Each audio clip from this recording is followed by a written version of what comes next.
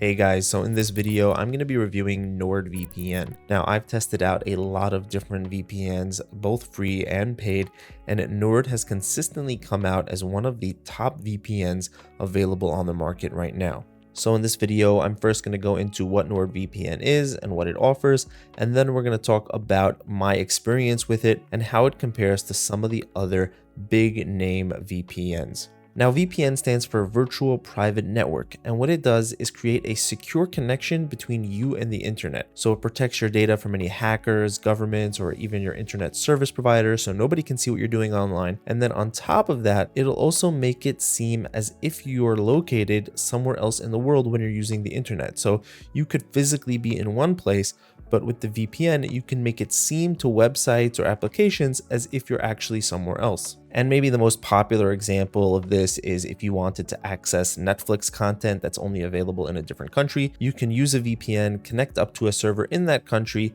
and then when you go to Netflix, you would be able to access that content library and all the movies and TV shows available over there. So with NordVPN, the way this is going to look is that you have this map over here with all of these little dots or nodes. These are different locations that you can connect to. You also have them in a list down here, and we can just connect up to one of them. So let's say I wanted to connect to Dallas.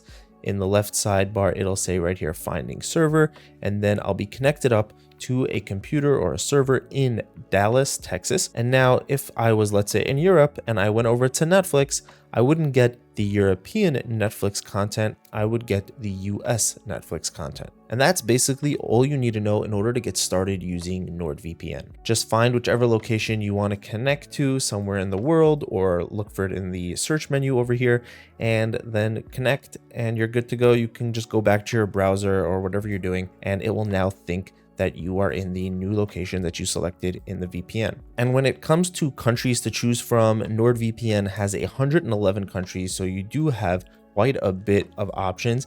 And in terms of servers, so the amount of locations or the amount of computers that you can connect to across those locations, you'll have 6,000 plus servers with NordVPN. So you also have quite a lot over there as well. Now, there are some specialty servers. So these are going to be special servers that will give you some added benefits. So let's say with double VPN, it'll connect you up to 2 different server locations before getting you over to the internet, giving you added privacy and security.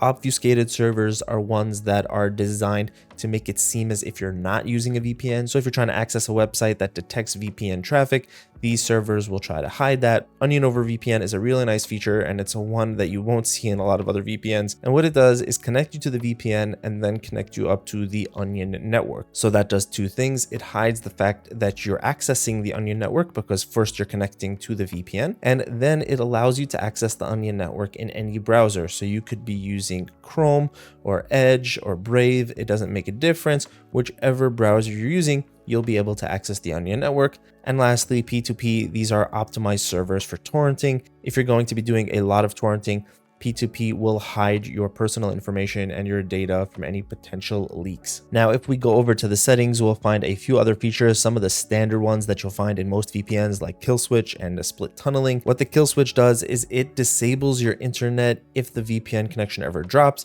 So if you're ever using a network or you're on like a public Wi-Fi network, a hotel Wi-Fi, something like that, where it's not necessarily the most secure internet connection, then having the kill switch enabled will make sure that you're always connected to the internet together with the VPN. And if the VPN ever drops, then your internet will be disconnected as well. NordVPN actually has quite a unique kill switch because you have the option over here to choose exactly which apps you want to disconnect if the VPN would ever drop out. So you don't necessarily have to have your entire internet connection drop out. You can choose exactly which app, let's say your browser, you can choose to just have that disconnect from the internet if the VPN isn't connected. And if you are going to be on a network that's not necessarily the safest, they also have a feature called Stay Invisible on LAN, which will hide you from the network and make it really hard for anybody else who's on the same network to even find you or know that you're connected as well. Now, they also have split tunneling, which allows you to choose exactly which app you want connected to the VPN. So it's not related to the kill switch. It doesn't drop your connection. It just allows you to choose exactly which app you want connected to the VPN, because by default, everything that you do will use the VPN if you don't enable split tunneling. But with this, you can limit it. You can either choose exactly which apps you want to not use the VPN or which apps you want to be using the VPN. One other thing that's really important to cover is going to be your protocol. Basically, that's over here in the connection tab. And what a protocol does, it does a few things. It's in charge of keeping your data safe and basically communicating between your computer over to the VPN server that you're connecting to. But a big part of the protocol is the speed of your connection. So with NordVPN, the fastest one is going to be NordLynx over here. This is built on the WireGuard protocol, which is probably the fastest protocol available right now. And then there is also OpenVPN. This is not as fast as NordLynx, but it is more widespread. There may be some networks that don't support WireGuard, so you're going to have to use OpenVPN. So if you're looking for speed, it's always a good option to go with NordLynx. You can always choose auto, which will just choose the best one for you depending on your situation. Now, lastly, with NordVPN, if you choose a more premium plan, then you will get basically a mini antivirus in Threat Protection Pro. This is an antivirus that was rated by AV-Test and awarded the AV-Test certification. So this is a powerful tool over here. You have anti-malware, which I just ran a test over here, and it found a vulnerability in my computer. It tells you the security level, it's medium, and it tells you what somebody who might want to hack my system would need to do, plus what I can do to fix it. So it does give some really nice information over here. You also have advanced browser protection with a few different options for malicious website blocking, scam, fraud, and search results safety indicator. So that'll tell you in your search results if the website is safe to visit. Also over here, you have an ad and tracker blocker, which I've tested out, and I found this to be a really good way at blocking out a lot of ads on some of those really annoying websites that just have a ton of ads. And with NordVPN, since this is an add-on feature, you don't need to have the VPN connected in order for this to be working. With some other VPNs, you're going to need to have the VPN connected in order for these features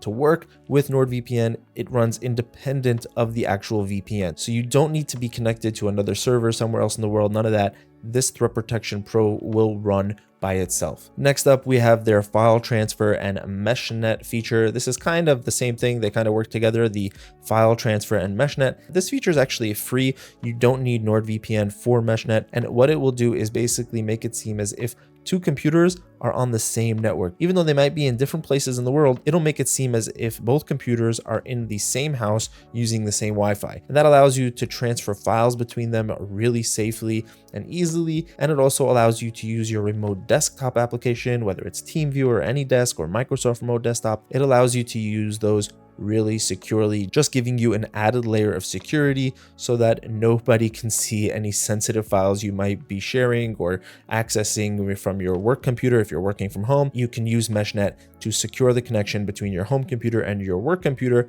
and keep everything that you're doing really safe from any potential hacks or data breaches. Now, just to finish up here, the last thing is Dark Web Monitor. Pretty self-explanatory. This searches through the dark web and just checks and lets you know if any of your personal information has been leaked out over the dark web.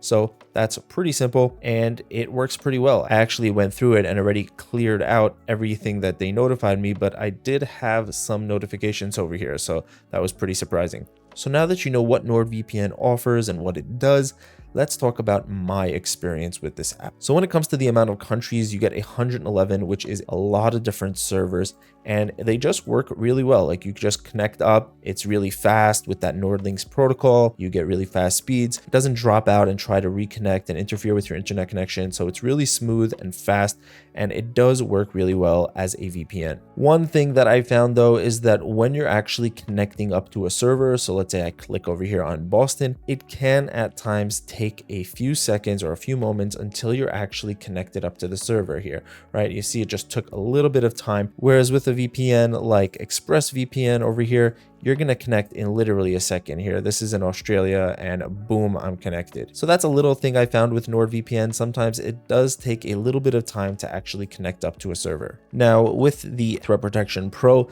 like I said, this is a really good sort of mini antivirus. I did find that it did interfere a little bit with my web browsing. There were times where I wasn't able to access websites because of the settings here. I don't know if it was just me or if maybe some setting that I had wrong, but it was interfering interfering with my browsing. And personally, I don't like it when an antivirus interferes with what I'm doing online. So I didn't like that so much. But overall, I would say it does do a really good job. I've tested out the ad blocker. The ad blocker does work very nicely. I do want to mention with the ad blocker, you will still see like a blank box with the ads. It doesn't remove the ad completely. You will see a box there, you just won't actually see the ad. There are ad blockers out there where you won't even see the box at all. It totally removes it from the web page, so you don't even see that there was an ad there. But with Nord's ad blocker, you will know that there was an ad there, you just won't see it because the actual content of the ad will be removed. And that's pretty much it. The file transfer and Meshnet work really well, very seamless experience over there.